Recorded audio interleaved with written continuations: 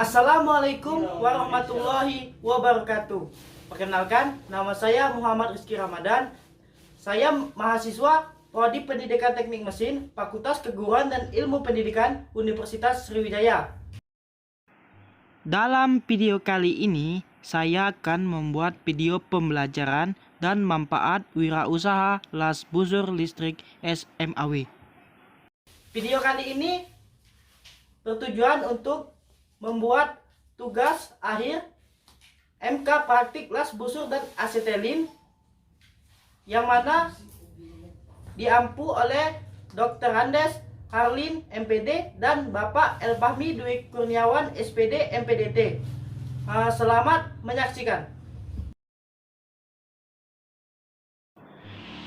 Coba teman-teman perhatikan dua gambar tersebut.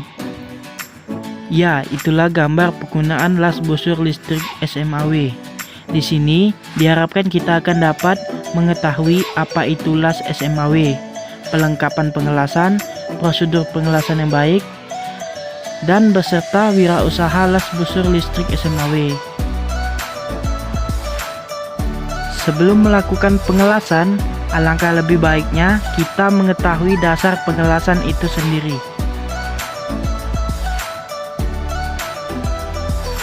Las adalah ikatan metalurgi pada sambungan logam paduan yang dilakukan dalam keadaan lumer atau cair.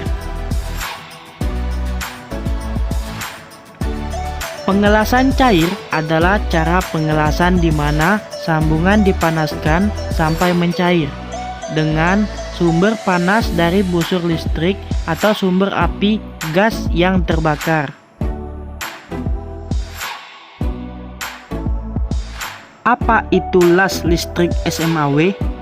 Las SMAW yang berasal dari kata shale metal arc welding adalah proses pengelasan yang menggunakan panas untuk mencairkan material dasar atau logam induk dan elektroda. Panas tersebut ditimbulkan oleh lompatan ion listrik yang terjadi antara katoda dan anoda.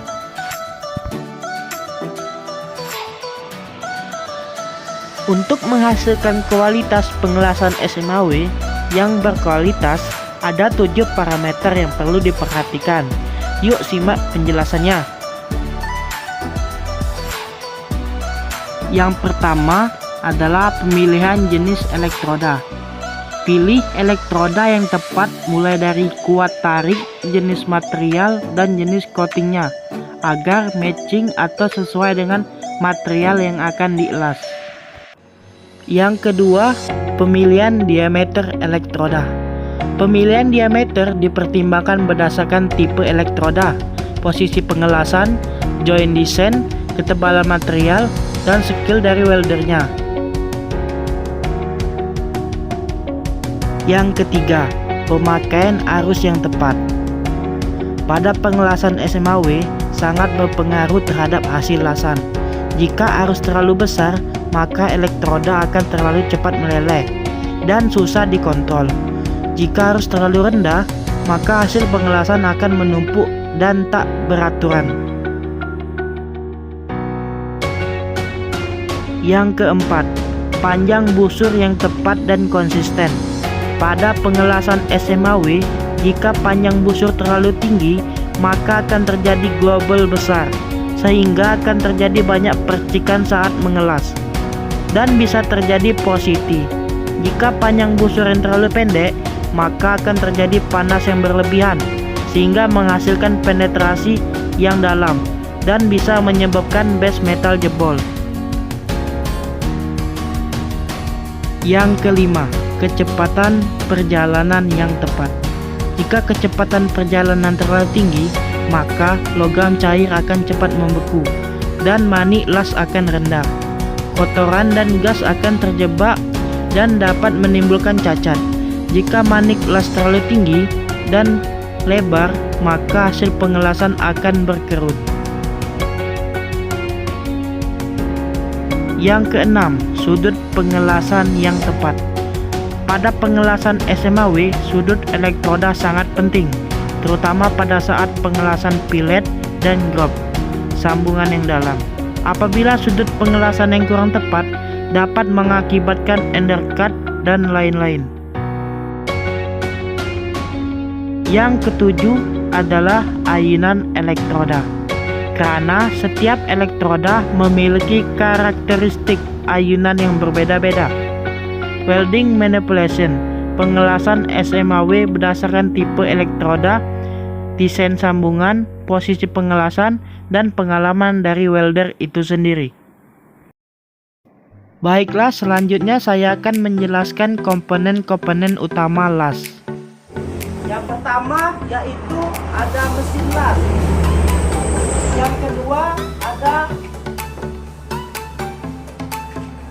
kabel masam sebagai pengantar arus listrik ke klem masam. Klem masam sebagai pengantar ke benda kerja. Yang ketiga ada kabel elektroda untuk mengantarkan arus listrik ke holder. Holder fungsinya sebagai penjepit elektroda. Baiklah, yang keempat ada elektroda sebagai bahan tambah terhadap las. Selanjutnya akan membahas alat bantu pada las. Yang pertama adalah palu gerak sebagai pecahkan flux. Yang kedua ada sikat kawat sebagai pembersih.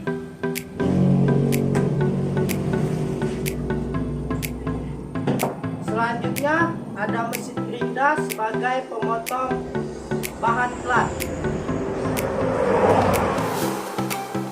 Selanjutnya ada tang untuk pemegang benda kerja yang panas.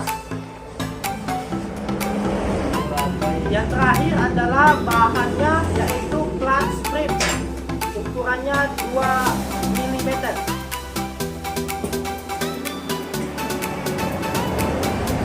Baiklah, di sini saya akan melakukan pemotongan plat.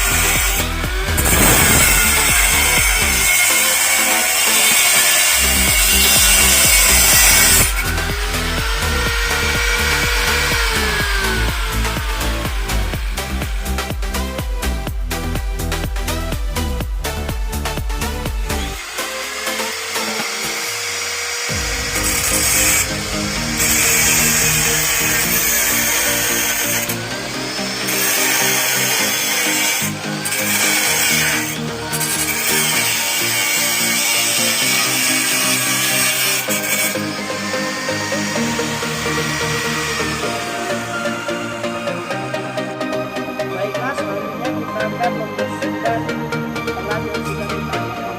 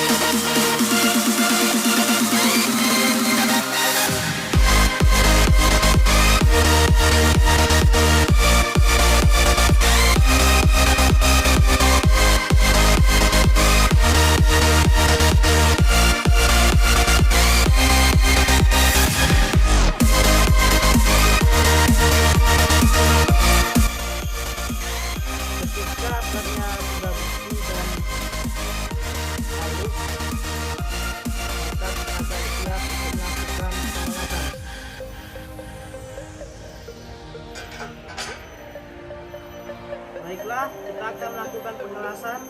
Bahan platnya sudah kita taruh di atas ini dan penjepit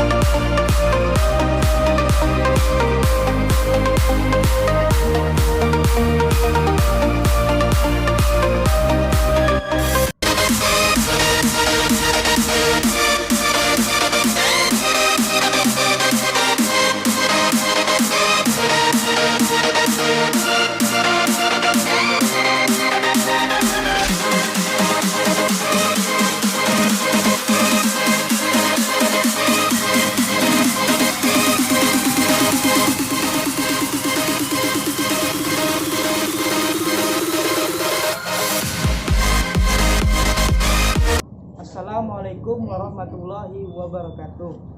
Pada kesempatan ini juga saya ingin menyampaikan bahwa wawancara yang dilakukan ini salah satu bagian dari video pembelajaran yang dibuat pada tugas MK Praktik Las Busur dan Asetelin dengan dosen pengampu yang terhormat Bapak Dr. Hamid MPD dan yang kami hormati Bapak Elfahmi Dwi Kurniawan SPD MPDT.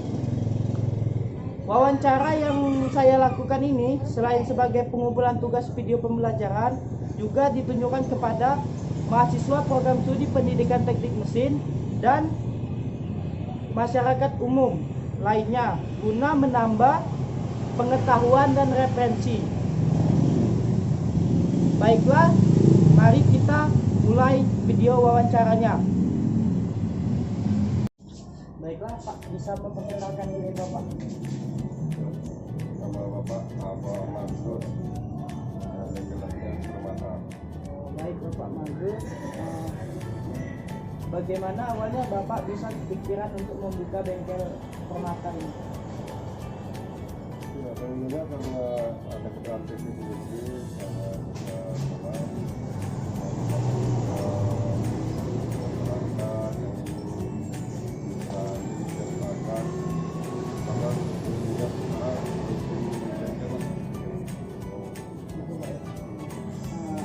Hal apa yang perlu dipersiapkan untuk membuka bengkel ini terkait biaya atau apa saja Pak?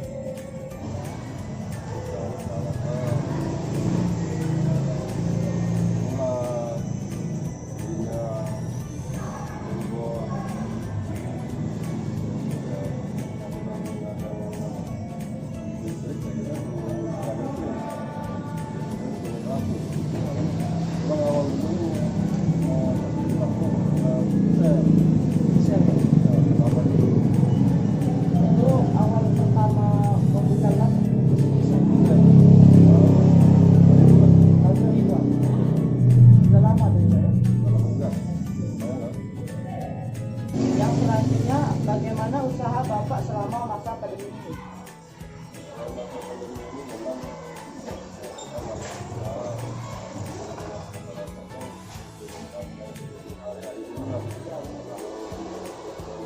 Dalam suatu situasi pandemi ini, satu hari Bapak biasanya berapa keuntungan berapa Pak?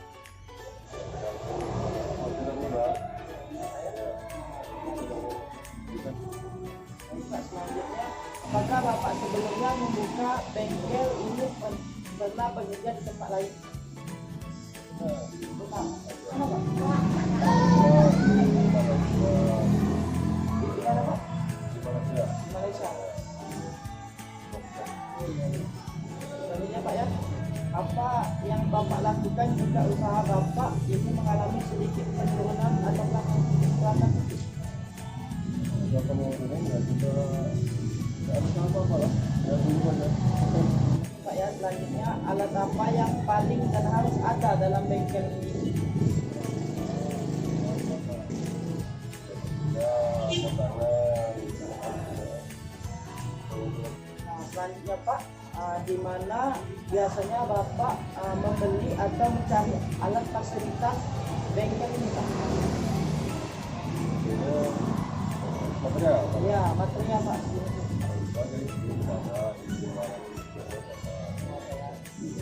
Jalan Pak ya. Nah, selanjutnya Pak, menurut Bapak ya Pak ya, adakah pengaruh antara teknik pengelasan terhadap kreativitas pengelasan? Ya ada lah. Ada ya.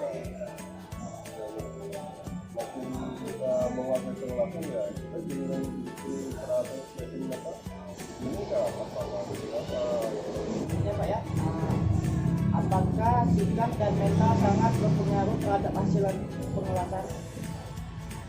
iya ada pengaruh. Berpengaruh Pak ya. Ya kalau kita mental yang lebih baik lebih baik kita kerja baik itu juga bukan kita salah harus Jadi ada pengaruhnya Pak ya. ada Tangannya harus kuat Pak itu Pak ya. Kuat ya. Tangan lah. Iya. tidak ada masalah lupa perlu Keterampilan. Keterampilan. Iya. Nah, kalau keterampilan itu biasanya diperoleh dari yang Pak ya? Pengalaman, makin lama kita belajar, makin kita Dan waktu praktek, kita sekarang yang lalu lama-lama nih antara mata dengan hati kita masih paham. iya Pak. Ya, semakin banyak pengalaman, nanti semakin tahu. Benar sekali Pak. Baiklah selanjutnya Pak, bagaimana pesan dan harapan Bapak untuk mahasiswa sekarang yang sedang menempuh jurusan pada teknik mesin di masa pandemi ini Pak? Nah, sementara kan nggak bisa praktek Pak. Nah, apa solusi apa saran untuk Bapak nggak bisa praktek? Kita praktek di level kita. Iya. Ya, pengalaman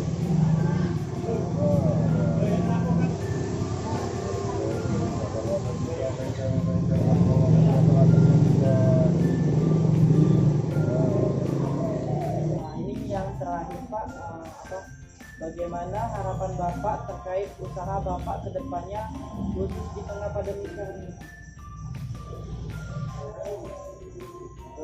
semua orang lah di Indonesia ini pengen pandemi cepat berakhir. Terima kasih Pak sudah menjadi narasumber wawancara ini. Nah, baiklah teman-teman, demikianlah mungkin yang saya dapat sampaikan dalam sesi wawancara kali ini. Lebih dan kurangnya saya mohon maaf. Saya akhiri. Wassalamualaikum warahmatullahi wabarakatuh.